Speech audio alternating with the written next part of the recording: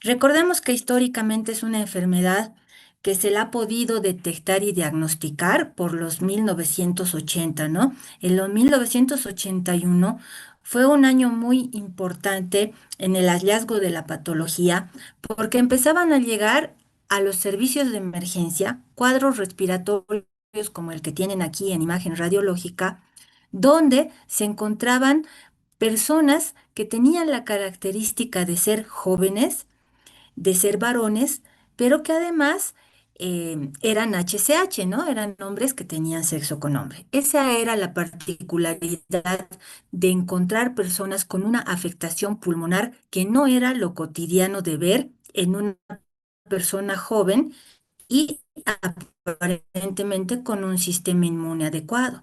El hallazgo que observaron en estos cuadros de dificultad respiratoria asociado a un cuadro neumónico era la presencia del Pneumocystis jirovecii, que se llama así desde hace varios años, que en ese entonces se lo consideraba como un Pneumocystis carini. Ese era su nombre antiguo. Además, encontraron la presencia de la llegada de bastantes pacientes con cuadros micológicos orales, como los que vemos aquí, y presencia de lesiones neoplásicas como el sarcoma de Kaposi, que como ustedes saben por sus clases de virus herpes, pertenece a la familia del virus herpes, que tenían una correlación en este grupo de personas también, no solamente a nivel cutáneo, sino como vemos en esta imagen a nivel mucoso, lo que hizo que en ese entonces se encuentre en primera instancia, como ven en estos engranajes, lo que se determinó como primeramente síndrome de inmunodeficiencia adquirida. Entonces, históricamente vemos que no fue VIH primero, sino fue el síndrome de inmunodeficiencia adquirida. ¿Por qué?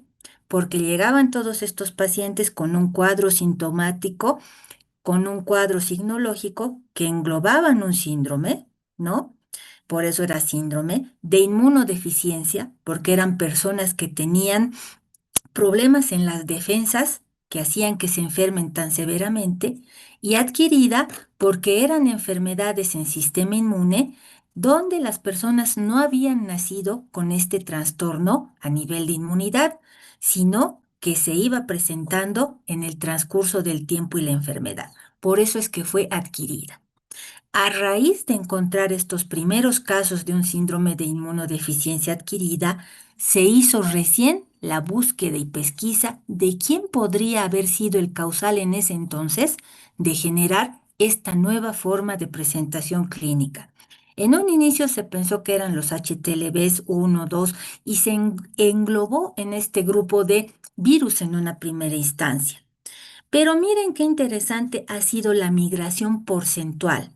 De 234 casos en el 81, en 1981, miren en 2 años, prácticamente 4 o 5 veces más la cantidad de pacientes encontrados.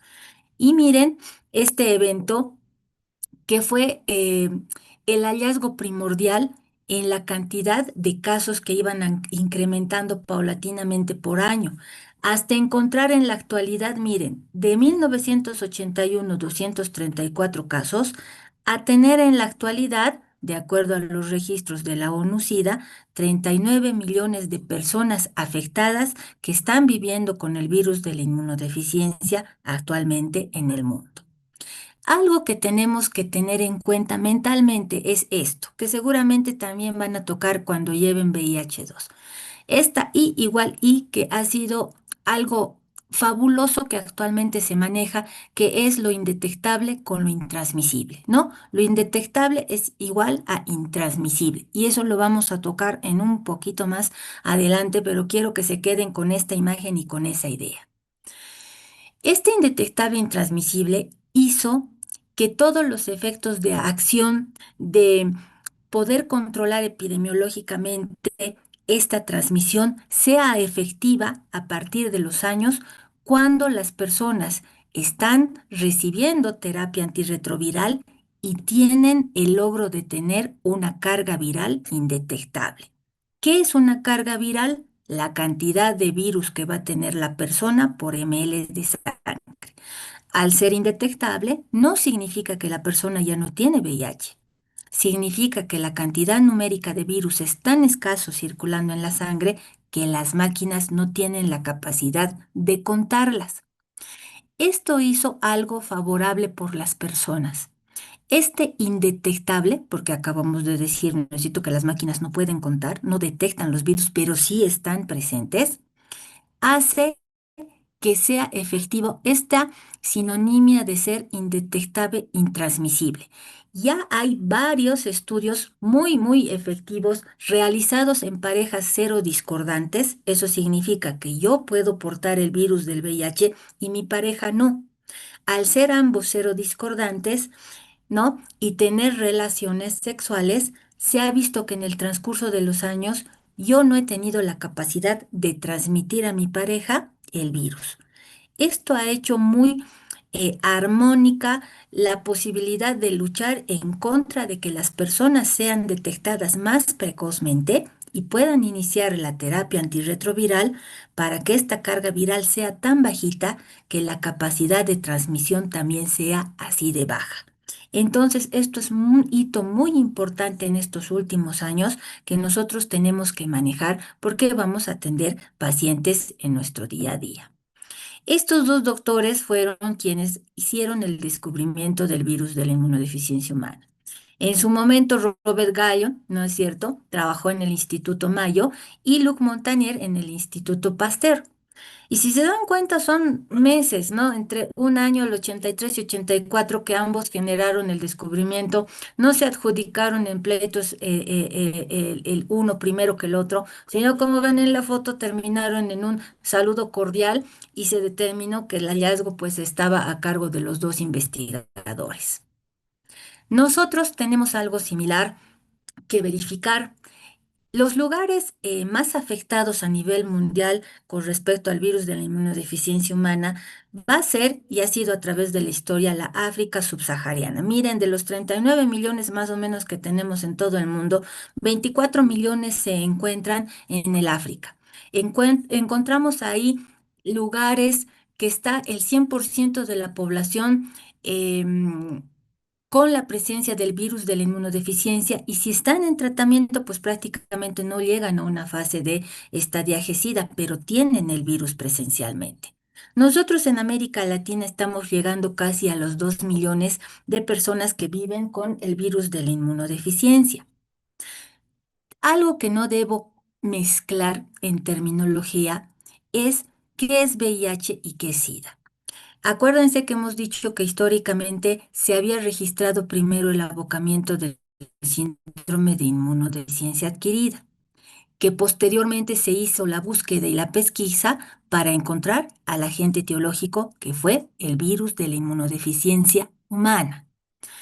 Esto nos lleva a ver el hecho de que no puedo tener como un sinónimo el manejar la terminología de VIH con la terminología de SIDA. Cuando hablamos de una persona que vive con el virus de la inmunodeficiencia humana o que tiene VIH positiva, nos referimos a toda persona que tiene un resultado positivo en pruebas laboratoriales o que determine la presencia de anticuerpos que vayan en contra de este virus, o que tengo la capacidad laboratorial de encontrar los antígenos que se encuentran presentes en el cuerpo del virus. Cuando tengo estas tres, puedo hablar de que la persona tiene el virus de la inmunodeficiencia humana. Esto dependerá del tipo de estudio laboratorial que esté en la región. Pero si nosotros hablamos del síndrome de inmunodeficiencia adquirida, siempre nos vamos a llevar la idea de que estamos hablando en una etapa o fase muy avanzada de la enfermedad, ¿sí? Siempre decían es la última fase o la última etapa y a veces simplemente y solamente se la asociaba a cómo es la forma de presentación en la persona y que tiene muchas complicaciones y comorbilidades. Pero dentro de esta fase SIDA no solamente tenemos la afectación clínica de la persona, sino tenemos afectación laboratorial. Porque laboratorialmente, si se ponen a pensar nosotros en un corte de tener más o menos 1500 linfocitos CD4 dentro de parámetros normales, Hay personas que han llegado a tener hasta 80, 100. Entonces, laboratorialmente están en un estadio SIDA. Evidentemente es muy difícil que no presenten otro tipo de enfermedad, pero bajo 200 ya se registraba con este tipo de estadio laboratorial. Entonces, no podemos utilizar como una sinonimia ambos términos, ¿sí? Sabemos que el VIH es la aportación del virus con resultados de laboratorio positivo que buscan el antígeno, el anticuerpo o la presencialidad del virus. El SIDA es la etapa avanzada de la enfermedad que va a llevar a que la persona tenga trastornos clínicos y laboratoriales. Las vías de transmisión se han mantenido a través del tiempo. No se han encontrado nuevas vías de transmisión. Y en estas vías de transmisión es en la que nosotros debemos trabajar permanentemente. Mire, tenemos la vía de transmisión sexual. Todas las formas de relaciones sexuales tienen un grado de peligrosidad, si así lo quieren, y no utilizamos medidas de barrera. Ya sea sexo genital, sexo oral, sexo anal, tiene su factor de riesgo. Las personas que tienen la parte de adicciones, que son los ADVPs, que se llaman los adictos a drogas parenterales, que comparten jeringas, más esto que ya está bastante alejado, que eran lo de las transfusiones, que es la vía parenteral. ¿Por qué decimos que está alejado? Porque los sistemas de tamizaje a nivel de los bancos de sangre ya son muy altos, ¿no? Si ustedes han donado sangre en algún momento, han debido ver que antes de donar, a ustedes les hacen pruebas básicas como ver su hemoglobina, hematocrito, pero además les hacen pruebas laboratoriales para ver si tienen algún proceso infeccioso cuya transmisión sea a través de la sangre y no tengan sangre segura para donar. Ahora los sistemas de tamizaje son tan buenos que la posibilidad de que una persona con VIH pueda haber donado sangre tendría que haber sido que casualmente esta persona esté en su fase de ventana laboratorial y el laboratorio no tenga la capacidad de captar estos anticuerpos o antígenos, porque esta ventana va a tener un rango de 27 días aproximadamente hasta encontrar los anticuerpos bien activos, pero si se ponen a pensar, pues son casualidades muy grandes y muy extremas. Tenemos entonces nuestra vía de transmisión sexual, por lo cual es considerada una ITS. Tenemos la vía de transmisión parenteral, donde además nosotros tenemos que tener mucho cuidado en los accidentes punzocortantes a nivel hospitalario, ¿no? Que es una de las vías a la cual estamos expuestos, no solamente para VIH, sino además para virus de la hepatitis B y para sífilis. Además de la otra forma de transmisión que es la de mamá-bebé, ¿no? En el momento de la gestación, en el momento del parto, son momentos en los cuales el bebé puede adquirir el virus. Todo esto tiene una posibilidad de prevención, sí, al 100%. La educación sexual ayuda mucho desde muy temprana edad. Estamos hablando de cursos de primaria en el colegio, que sería lo ideal hacer ingreso con educación sexual para prevenir no solamente esta ITS, sino todas las ITS y además embarazos adolescentes. Nosotros cuidamos el binomio mamá-bebé. Por lo tanto, cuando ustedes trabajen en áreas, en sus consultorios, donde estén trabajando y tengan la oportunidad de tener el contacto y el seguimiento en todo su control prenatal a la mamá, se le debe hablar de estas patologías y se le debe obligatoriamente ofertar una prueba para ver y buscar activamente el VIH. Efectivamente, nunca tenemos que andar agarrados de la mano de un espacio dantesco y decirle a la mamá es peligroso, es muy importante. No, siempre hay que hablar con la persona para darle las facilidades y las ventajas que podría tener el hallazgo precoz de esta patología, tanto en la mamá, que ya va a iniciar el antirretroviral, como en el bebé, que iniciado este antirretroviral en la mamá, pues el bebito va a tener la menor posibilidad de tener una transmisión a nivel placentario. Entonces, nuestro trabajo en estas vías de transmisión son arduas e importantes. Y además, la desmitificación de cómo no se transmite. Aunque no crean, miren, desde 1980, donde tenían terror y miedo, desde simplemente estar en un ambiente donde había una persona con VIH, ¿no? No querían estar en el lugar. Hasta ahora nosotros decimos, después de tantos años, pues ya debería haber evolucionado toda esta información y todo este sistema de un modo muy efectivo para las personas. Pero les cuento que no. El estigma y la discriminación sigue siendo alta. Entonces, es algo con lo que nosotros tenemos que trabajar en las vías de no transmisión, ¿no? Si yo tengo un amigo, un familiar, alguien que tiene VIH, pues por estrechar las manos, por compartir sus utensilios a través de besos, por vectores que son los mosquitos, compartiendo piscinas, como están en esta imagen, actividades simples, no corro absolutamente ningún tipo de riesgo de adquirir VIH. Aún así, los pacientes sufren alta discriminación en los centros de salud, donde no debería ser.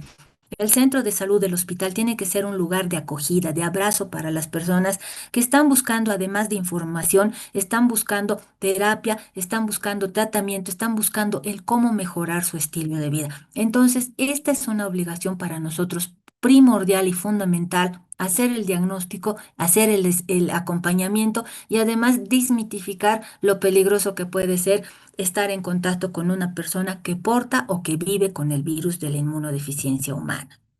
Nosotros nos debemos a lo que es las normativas del Ministerio de Salud a nivel nacional. Cada país tiene su normativa para ver cómo rige los esquemas de antirretrovirales, cómo hacen las detecciones, cómo se va a manejar al paciente desde cero en lo que se refiere a VIH. Por lo tanto, si bien nosotros portamos con bibliografía internacional que ustedes la pueden revisar en cualquier página, lo ideal es que ustedes ingresen a lo que es el Ministerio de Salud, a lo que es la página de enfermedades infecciosas y ahí ustedes van a encontrar todo tipo de guías. Y dentro de esas guías tenemos las guías para VIH. Tratamiento de antirretrovirales para adultos, para niños, tratamiento para mujer embarazada en binomio mamá-bebé, prevención. Entonces encuentran toda la información que se necesitan para tener la actividad y la acción terapéutica como médicos que vamos a ejercer en nuestro país. Además que aquí podemos encontrar datos epidemiológicos nuestros. ¿Cómo cuál? Este, miren, es del 18, no he encontrado uno más actualizado, publicado, ¿no? La guía tampoco está pública, la última que actualizaron, no hay una publicación digital compartida, pero casi no se han modificado mucho los grupos en los cuales tenemos la afectación en VIH. Por ejemplo, hasta el 2018 teníamos un grupo de pacientes que rondaba los 23.000. Actualmente deben ser 25.000 a 26.000 en todo el país. Sí tenemos que tener la mayor cantidad de personas diagnosticadas en VIH y una menor proporción en estadio SIDA. Pero ¿cuál es el problema?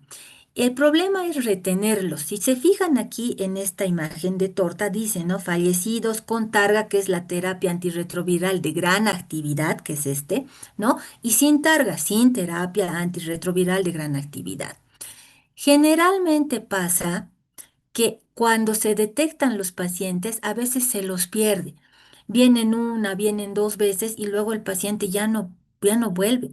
Antes, hace muchos años, era mucho más fácil encontrarlos porque como los pacientes de TB, ¿no? Que se les hace igualmente, acuérdense ustedes, el tratamiento supervisado directamente observado, tienen que dejar croquis, teléfono, todo, porque se debe cumplir con el esquema para tratamiento de TB porque es importante para la persona. En este caso era lo mismo, dejaban croquis, teléfono, todo.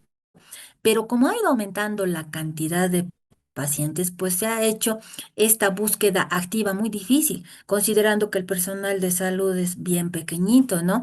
Aquí en el CDVIR La Paz, que es donde vamos a encontrar la terapéutica focalizada de nuestros pacientes en la ciudad de La Paz, que es eh, de donde es la central de buses, ¿no es cierto? De donde parten los buses de la Montes más arriba, estaba en lo que antes se llamaba el centro piloto. Entonces, ahí van los pacientes de La Paz y en el Cerebir el Alto ¿no? Está la parte regional. Entonces, todos los pacientes van ahí y miren, en esta de La Paz, en trabajo social, que es lo que hace esta actividad de búsqueda activa de la persona para ver si se ha trasladado, dónde está, tenemos una sola trabajadora social para toda la ciudad de La Paz, pues que es bastante. Entonces, la licenciada Rita Choquemita, que es la trabajadora social, realmente una mujer maravillosa, trabaja tantos años, pero no, pues colapsa, colapsa. Tenemos que tener aquí la seguridad de ver en dónde encontramos nuestra población. ¿Por qué decimos que es tan importante hacer este tipo de seguimiento, búsqueda activa y todo? Porque miren la prevalencia de la población. Se tenía para los 80 y 90 un corte de edad que era más o menos entre los 23 o 24 años de edad. Era donde general y frecuentemente se encontraban a las personas que vivían portando el virus. Pero miren este rango actual en nuestro país, ¿no? Compartido en muchos países con seguridad. Nuestro rango menor de edad es 15 años ya diagnosticada la persona. 15 años, ¿dónde está esta persona? Está en colegio. Entonces, tenemos nomás que ahondar mucho en lo que se refiere a educación sexual. ¿Por qué? Porque la transmisión es activa. Entonces, tenemos un grupo etario bastante bajo que es de 15 años y tenemos el otro pico que es 49. Entonces, ese es el interín en el cual nos estamos moviendo nosotros. Dentro de los departamentos, nosotros hemos pasado al segundo lugar. Ocupábamos el tercer lugar hace unos 15 años, ¿no? El eje troncal siempre va a ser más afectado por la cantidad de población que tiene. Santa Cruz sigue siendo el departamento que tiene más personas que viven con el virus de la inmunodeficiencia, ¿no? Luego estamos nosotros en La Paz y luego está Cochabamba. Y luego están distribuidos en el resto de departamentos.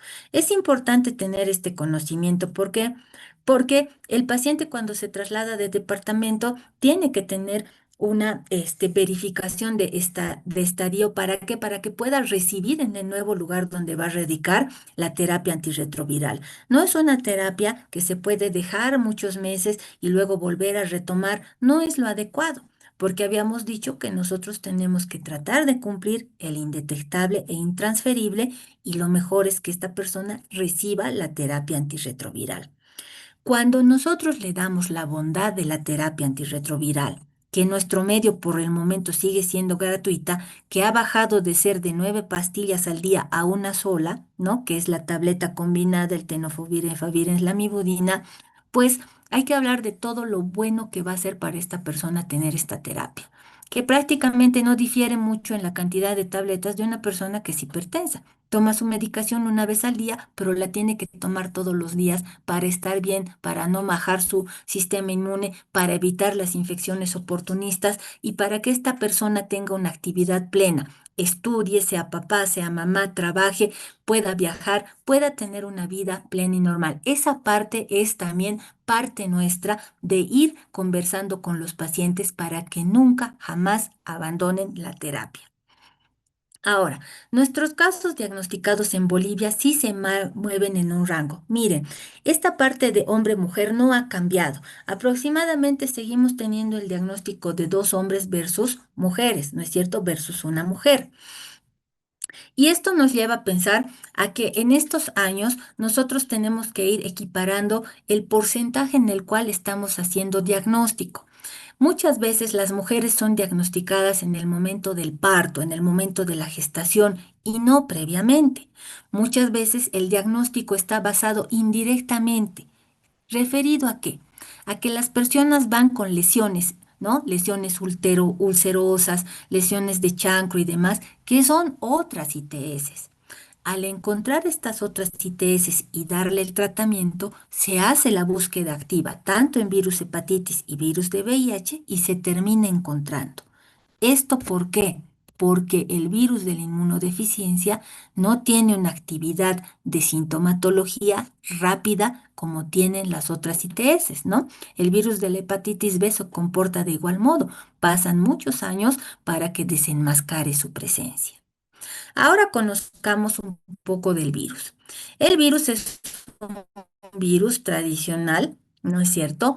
Tiene una superficie donde estas características de su superficie y de su contenido genómico ha tenido la capacidad de forjar y generar los diferentes antirretrovirales. De esta envoltura que tiene, uno de los fundamentales elementos va a ser esta que ven aquí, que es la GP120, que es una glucoproteína de superficie que es la que nos va a ayudar a que este virus se una y se adhiera a nuestras células. Luego tenemos la otra que es la GP41, que es esta que ustedes están viendo en la imagen de verdecito, que es una glucoproteína transmembranal. Y esta, ayudada a estas como están de horquillitas, hacen que sea posible esta invasión y adhesión del virus. Vamos a ver el ciclo vital en breve y van a ver cómo esta envoltura se abre para que realmente entre la carga terrible que va a tener este virus que está aquí adentro. Miren, está dentro de todo lo que está rodeado por la nucleocápside. Aquí vamos a encontrar la proteasa, que es una enzima fundamental. Aquí tenemos la integrasa, segunda enzima fundamental, y la transcriptasa inversa o reversa, que es la tercera enzima fundamental. Eso me lo tengo que tener en mi mente para ahorita ver lo que es el ciclo vital dentro de nuestra célula. ¿Sí? Enzimas fundamentales, proteasa, integrasa y transcriptasa. Cada uno de estos elementos que generan la estructura y composición van a tener sus porqués. Esto no es necesario que aprendan, que memoricen nada, simplemente es para que vean la complejidad. Pero esto sí, los productos de genes reguladores y de genes estructurales van a hacer que en el momento del ciclo vital del virus en nuestra célula haga que esta actividad genética pueda producir algún elemento genético del virus. Por ejemplo, dentro de estos genes reguladores vamos a tener al gen TAT y al gen REV, que se encargan de qué, ¿no? Su función del producto genético va a ser la transcripción, por ejemplo, del gen TAT. Del gen REP, ¿qué va a hacer? Facilita la exportación del RNA. Si hablamos de estructurales, es lo que va a formar, ¿no es cierto? Nos está dando la indicación de que si en 10 minutos corta, les voy a volver a pasar un link, ¿sí? Entonces, este EMP va a producir, miren, estructuralmente las glucoproteínas, la GP120 y 41 que veíamos, la POL que va a producir esas enzimas que son una carga importante, que son la proteasa, transcriptasa e integrasa, y el resto, que es a partir del gen GAC, va a producir los elementos estructurales, además de los que teníamos ya presentes. Este es nuestro ciclo vital, ¿no? Ingresa, miren, aquí vamos a tener ya una visión grande, pero aquí la tenemos en chiquito. Aquí fíjense que tenemos nuestro virus. Este es el virus de la inmunodeficiencia, por si acaso, afecta absolutamente a todas las células de nuestro cuerpo humano, pero tiene una predilección por los linfocitos T CD4, que eso es diferente. Y aquí en las imágenes siempre ponen bien bonito, ¿no es cierto? Un virus con una célula. Y no es así, son miles de virus contra una pobre célula. Pero aquí para fines de aprendizaje vemos en la imagen un virus con una célula. Este es nuestro linfocito T, CD4. Aquí viene la célula. Habíamos visto en la figura que estas partes celestes, ¿no es cierto? Estas celestes de aquí, la GP120, era la que servía para adherirse. Miren, aquí está. El celeste viene a nuestra célula a buscar ¿qué? A buscar receptores. Y vamos aquí. Esta adhesión busca un receptor. El receptor nuestro es el CXCR5 o el CXCR4, que está en la superficie de la célula. Una vez que se va a adherir la parte del GP120 al receptor nuestro, que es el CCR5 o el CCR4, se produce la fusión. Por eso es que generaban antirretrovirales que eran inhibidores de la fusión, por ejemplo, evitaban esta parte. ¿No es cierto? Se produce la fusión y al haber la fusión de ambas células del linfocito CD4 con nuestra célula, con el virus, se produce este anclaje y al haber este anclaje, hay el ingreso directo de todo lo que es la nucleocápside. Miren, se queda por afuera, ¿no es cierto? Todo lo que es el GP21, el GP120, el GP41, ingresa a la nucleocápside y en la nucleocápside a nivel de citoplasma, ¿quién empieza a funcionar? La transcriptasa reversa que está aquí, la RT grandota. Esta transcriptasa reversa hace posible que el gen vaya produciéndose a raíz nuestra. Por eso es transcriptasa reversa. Utiliza nuestro gen para replicarse el virus. Por eso es un retrovirus. ¿Y qué va a pasar?